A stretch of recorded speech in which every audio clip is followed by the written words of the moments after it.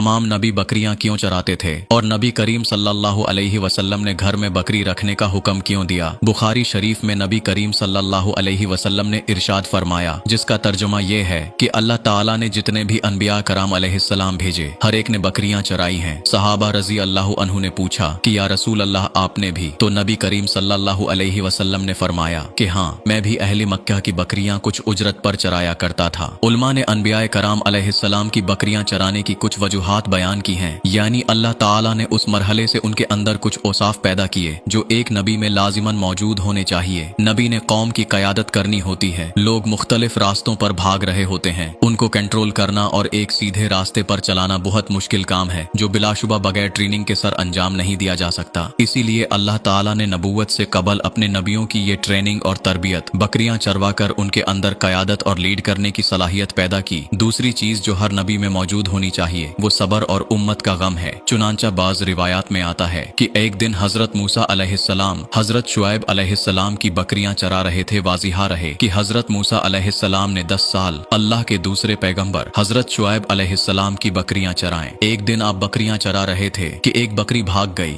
हजरत मूसा अलैहिस्सलाम उसको पकड़ने के लिए उसके पीछे भागे, मगर बकरी भागते हुए गायब हो गई। यहाँ तक कि हजरत मूसा अलैहिस्सलाम के पांव पर भागने की वजह से और उस बकरी को ढूंढने की वजह से आबले पड़ गए। बिलाखिर उन्होंने उस बकरी को पकड़ा तो बजाय बकरी को मारने के आंखों में आंसू आ गए और उस बकरी के सर पर दस्ते शफकत फिरते हुए अल्लाह के पैगंबर हजरत मूसा अलैहिस्सलाम ने इरशाद फरमाया, अगर तुझे मुझ पर रहम नहीं आया तो अपने आप पर ही रहम खाती। अगर तुझे मेरे पांव पर रहम नहीं आया तो कम अज कम अपने आप पर ही रहम खाती। अल्लाह ताला ने हजरत जिब्राइल अलैहिस्सलाम को हुक्म दिया कि नबूवत के लिए मूसा ही मौजू है, क्योंकि उम्मत का गम खाने और उनकी तरफ से तकलीफ को बर्दाश्त करने के लिए जिस हौसले और दिलो जिगर की जरूरत है वो मौसा में मौजूद है। आज सोशल साइंस के उन्वान से यूनिवर्सिटीज में पढ़ाया जाता है और मगरिबी ममालिक यूरोप और अमेरिका के अक्सर लोग अपने बच्चों को पहले तरजीह के तौर पर सोशल साइंसेज ही पढ़ाते हैं ताकि हमारे बच्चे दुनिया की कयादत कर सकें। और इसी सोशल साइंस को मद्देनजर रखते हुए अल्लाह ताला ने अनबिया कराम को बकरियां चराने का हुक्म दिया। इसी तरह हजरत याकूब अलैहिस्सलाम भी गलाबानी करते थे और उन्होंने अपनी औलाद यानी तमाम बेटों को भी गलाबानी पर लगाया। और हजरत यूसुफ अलैहिस्सलाम ने बचपन में अपने भाइयों के साथ गलाबानी की। जब भाइयों ने उनको कुनवे में डाला था उस वक्त भी वो बकरियां ही चरा रहे थे। इसी तरह तमाम अनबिया के बाद नबी करीम सल्लल्लाहु अलैहि वसल्लम तशरीफ लाए। आपने भी बकरियां चराने का और घर में बकरियां रखने का हुक्म दिया। एक हदीस में है,